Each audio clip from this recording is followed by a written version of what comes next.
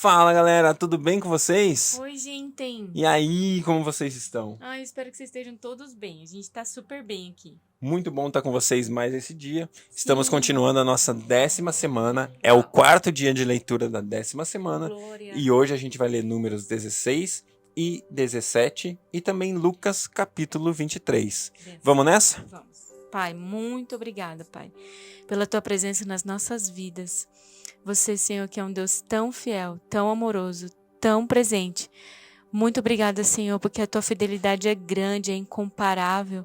Ninguém é como o Senhor. Grande é a sua fidelidade, Pai. A, toda a glória seja dada a ti, Senhor, pelo seu grande poder, Pai. Obrigada, Deus, porque essa grandeza opera em nós, Senhor, e ela é capaz de fazer sempre muito mais daquilo que a gente te pede, do que a gente ousa pedir, imaginar. Vai além, Senhor, das nossas mais sublimes orações, as nossas mais sinceras palavras, Deus, todo anseio do nosso coração, pensamento ou esperança, Pai. Isso tudo nada se compara à tua grandeza, Deus. Toda a glória seja dada a ti pelo seu grandioso poder que opera em nós. Sim, Espírito Santo, você é esse poder que está em nós, transformando-nos à imagem e semelhança de Cristo. Obrigada por essa obra transformadora, pela tua companhia nessa leitura de hoje. Em nome de Jesus. Amém. Números 16. Corá, filho de Sá, neto de Coate, bisneto de Levi, reuniu Datã e Abirão, filhos de Eliabe, e On, filho de Pelete, todos da tribo de Ruben, e eles lhe insurgiram contra Moisés. Com eles estavam 250 israelitas, líderes bem conhecidos na comunidade e que haviam sido nomeados membros do concílio. Eles se ajuntaram contra Moisés e Arão e lhes disseram: basta! A assembleia toda é santa, cada um deles é santo e o Senhor está no meio deles. Então, por que vocês se colocam acima da assembleia do Senhor?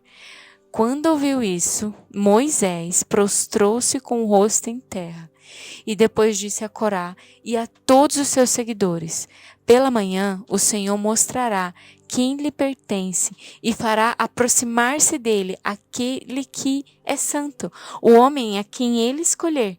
Você, Corá, e todos os seus seguidores deverão fazer o seguinte: peguem incensários e amanhã coloquem neles fogo e incenso perante o Senhor. Quem o Senhor escolher será o homem consagrado. Basta, levitas. Moisés disse também a Corá: agora ouçam-me, levitas. Não é suficiente para vocês que o Deus de Israel os tenha separado do restante da comunidade de Israel e os tenha trazido para junto de si, a fim de realizar o trabalho no tabernáculo do Senhor e para estarem preparados para servir a comunidade? Ele trouxe você e todos os seus irmãos levitas para junto dele. E agora vocês querem também o sacerdócio? É contra o Senhor que vocês e todos os seus seguidores se juntaram. Quem é Arão para que se queixem contra ele? Então Moisés mandou chamar Datã e Abirão, filhos de Eliabe. Mas eles disseram: nós não iremos. Não basta você nos ter tirado de uma terra onde há leite e mel com fartura para matar-nos no deserto? E ainda quer se fazer de chefe sobre nós? Além disso, você não nos levou a uma terra onde há leite e mel com fartura, e nem nos deu uma herança de campos e vinhas. Você pensa que pode cegar os olhos desses homens? Nós não iremos. Moisés indignou-se e disse ao Senhor: não aceites a oferta deles. Não tomei deles nem sequer um jumento, e nem prejudiquei a nenhum deles. Moisés disse a Corá: você e todos os seus seguidores terão que apresentar-se amanhã ao Senhor, você, eles e Arão. Cada homem pegará o seu incensário e nele colocará incenso e o apresentará ao Senhor. Serão 250 incensários ao todo. Você e Arão também apresentarão os seus incensários. Assim, cada um deles pegou o seu incensário, acendeu o incenso e se colocou com Moisés e com Arão à entrada da tenda do encontro. Quando Corá reuniu todos os seus seguidores à entrada da tenda do encontro, incitou-se contra Moisés e Arão. A glória do Senhor apareceu a toda a comunidade. E o Senhor disse a Moisés e Arão: afastem-se dessa comunidade, para que eu acabe com eles imediatamente. Mas Moisés e Arão prostraram-se com o rosto em terra e disseram: ó Deus, Deus, que todos dá vida, ficarás tu irado contra toda a comunidade quando um só homem pecou? Então o Senhor disse a Moisés: diga à comunidade que se afaste das tendas de Corá, Datã e Abirão. Moisés levantou-se e foi para onde estavam Datã e Abirão, e as autoridades de Israel o seguiam. Ele advertiu a comunidade: afastem-se das tendas desses ímpios, não toquem nada do que pertencem a eles, senão vocês serão eliminados por causa dos pecados deles. Eles se afastaram das tendas de Corá, Datã e Abirão. Datã e Abirão tinham saído e estavam em pé à entrada das suas tendas, junto às suas mulheres, seus filhos e suas crianças pequenas. E disse Moisés: assim vocês saberão que o Senhor me enviou para fazer todas essas coisas e que isso não partiu de mim. Se estes homens tiverem morte natural e experimentarem somente aquilo que normalmente acontece aos homens, então o Senhor não me enviou. Mas, se o Senhor fizer acontecer algo totalmente novo e a terra abrir a sua boca e os engolir, junto com tudo o que é deles, e eles descerem vivos ao Seol, então vocês saberão que estes homens desprezaram o Senhor. Assim que Moisés acabou de dizer tudo isso, o chão debaixo deles fendeu-se e a terra abriu, como se fosse uma boca, e os engoliu juntamente com as suas famílias, com todos os seus seguidores de Corá e com todos os seus bens. Desceram vivos à sepultura, com tudo o que possuíam. A terra fechou-se sobre eles e pereceram, desaparecendo do meio da assembleia. Diante dos seus gritos, todos os israelitas ao redor fugiram, gritando: a terra vai nos engolir também. Então veio fogo da parte do Senhor e consumiu os 250 homens que ofereciam incenso. O Senhor disse a Moisés: diga a Eleazar, filho do sacerdote Arão, que apanhe os incensários dentre os restos fumegantes e espalhe as brasas, porque os incensários são santos. Os incensários dos homens que pelo seu pecado perderam a vida serão batidos em forma de lâminas e servirão de revestimento do altar, pois foram apresentados ao Senhor e se tornaram sagrados. Que seja um sinal para os israelitas. O sacerdote Eleazar juntou os incensários de bronze que tinham sido apresentados pelos que foram consumidos pelo fogo. Os incensários foram batidos e serviram de revestimento do altar, como o Senhor tinha dito por meio de Moisés. Isso foi feito como memorial para os israelitas, a fim de que ninguém que não fosse descendente de Arão queimasse incenso perante o Senhor, para não sofrer o que Corá e os seus seguidores sofreram. No dia seguinte, toda a comunidade de Israel começou a queixar-se contra Moisés e Arão, dizendo: vocês mataram o povo do Senhor? Quando, porém, a comunidade se ajuntou contra Moisés e contra Arão, e eles se voltaram para a tenda do encontro, repentinamente a nuvem cobriu e a glória do Senhor apareceu.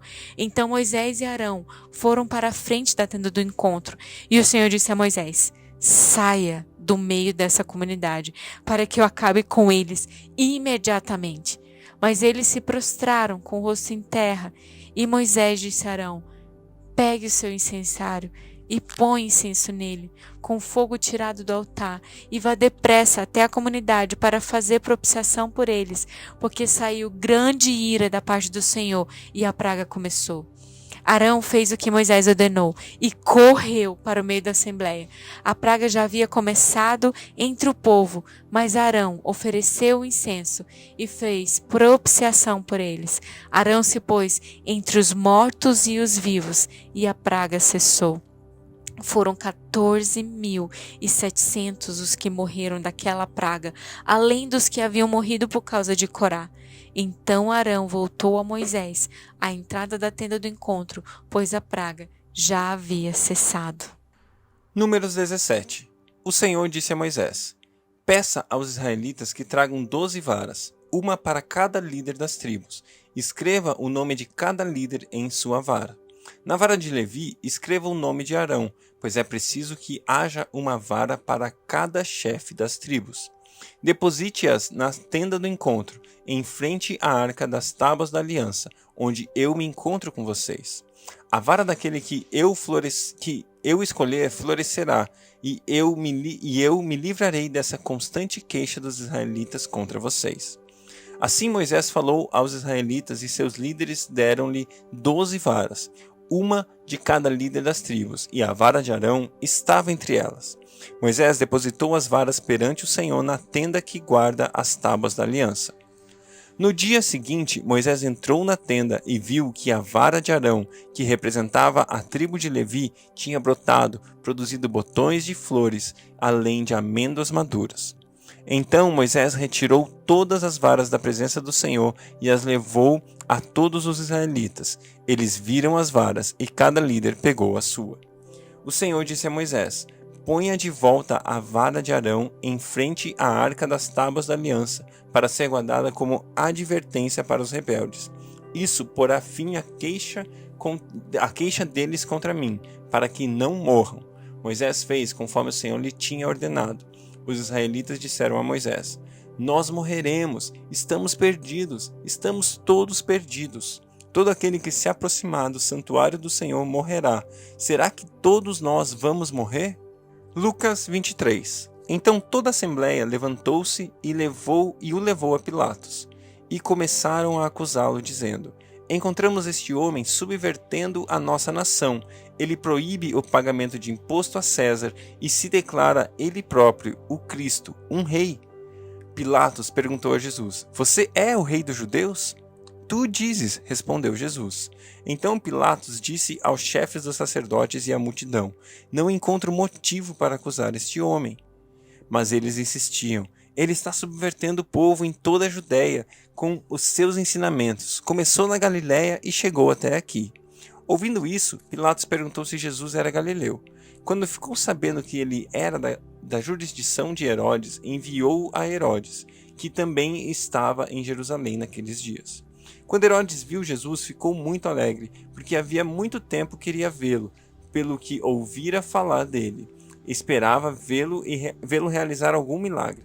Interrogou-o com muitas perguntas, mas Jesus não lhe deu resposta. Os chefes dos sacerdotes e os mestres da lei estavam ali, acusando-o com veemência. Então Herodes e os seus soldados ridicularizaram-no e zombaram dele. Vestindo-o com um manto esplêndido, mandaram-no de volta a Pilatos. Herodes e Pilatos, que até ali eram inimigos, naquele dia se tornaram amigos. Pilatos reuniu os chefes dos sacerdotes, as autoridades do povo, dizendo-lhes: Vocês me trouxeram este homem como alguém que estava incitando o povo à rebelião. Eu o examinei na presença de vocês e não achei nenhuma base para as acusações que fazem contra ele. Nem Herodes, pois ele o mandou de volta para nós. Como podem ver, ele nada fez que mereça a morte. Portanto, eu o castigarei e depois o soltarei. Ele era obrigado a soltar um preso durante a festa. A uma só voz eles gritavam: Acaba com ele e solte-nos Barrabás. Barrabás havia sido lançado na prisão por causa da insurreição na cidade e por assassinato. Desejando soltar Jesus, Pilatos dirigiu-se a eles novamente, mas eles continuavam gritando: Crucifica-o! Crucifica-o! Pela terceira vez lhes falou: Por quê? Que crime esse homem cometeu? Não encontrei nele nada digno de morte. Vou mandar castigá-lo e depois o soltarei. Eles, porém, pediam insistentemente, com fortes gritos, que ele fosse crucificado, e a gritaria prevaleceu. Então, Pilatos decidiu fazer a vontade deles. Libertou o homem que havia sido lançado na prisão por insurreição e assassinato, aquele que eles haviam pedido, e entregou Jesus à vontade deles.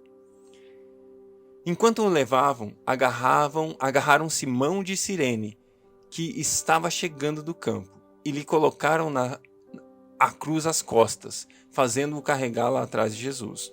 Um grande número de pessoas o seguia, inclusive mulheres que lamentavam e choravam por ele. Jesus voltou-se e disse-lhes: Filhas de Jerusalém, não chorem por mim, chorem por vocês mesmas e por seus filhos, pois chegará a hora que vocês dirão: felizes as estéreis, os ventres que nunca geraram e os seios que nunca amamentaram. Então dirão as montanhas: caiam sobre nós, e as colinas: cubra-nos. Pois se fazem isso com a árvore verde, o que acontecerá quando ela estiver seca? 2 outros homens, ambos criminosos, também foram levados com ele para serem executados. Quando chegaram ao lugar chamado Caveira, ali o crucificaram com os criminosos, um à sua direita e o outro à sua esquerda. Jesus disse: Pai, perdoa-lhes, pois eles não sabem o que estão fazendo. Então eles dividiram as roupas dele, tirando sorte. O povo ficou observando, e as autoridades o ridicularizavam. Salvou os outros, diziam eles. Salve-se a si mesmo, se é o Cristo de Deus, o escolhido. Os soldados, aproximando-se, também zombavam dele, oferecendo-lhe vinagre. Diziam: se você é o rei dos judeus, salva-se a si mesmo. Havia uma inscrição acima dele que dizia: este é o rei dos judeus. Um dos criminosos que ali estavam dependurados lançavam-lhe insultos: você não é o Cristo? Salve-se a si mesmo e a nós também. Mas o outro criminoso o repreendeu, dizendo: você não teme a Deus, nem estando sob a mesma sentença?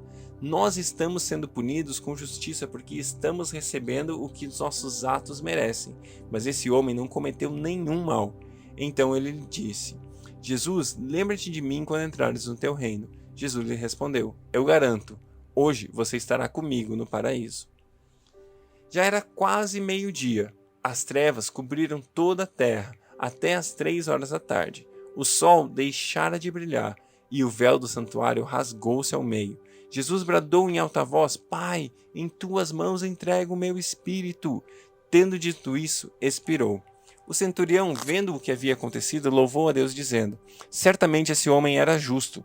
E todo o povo que se havia juntado para presenciar o que estava acontecendo, ao ver isso, começou a bater no peito e a afastar-se. Mas todos os que conheciam, inclusive as mulheres que o haviam seguido desde a Galiléia, ficaram de longe, observando essas coisas.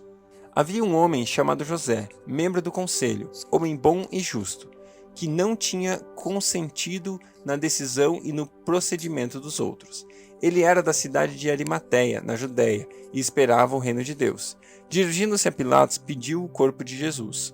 Então desceu, envolveu-o num lençol de linho e o colocou num sepulcro cavado na rocha, no qual ainda ninguém havia sido colocado. Ele era o dia da preparação e estava para começar o sábado. As mulheres que haviam acompanhado Jesus desde a Galiléia seguiram José e o viram no sepulcro, e o corpo de Jesus fora colocado nele. Em seguida, foram para casa e prepararam perfumes e especiarias aromáticas, e descansaram no sábado, em obediência ao mandamento.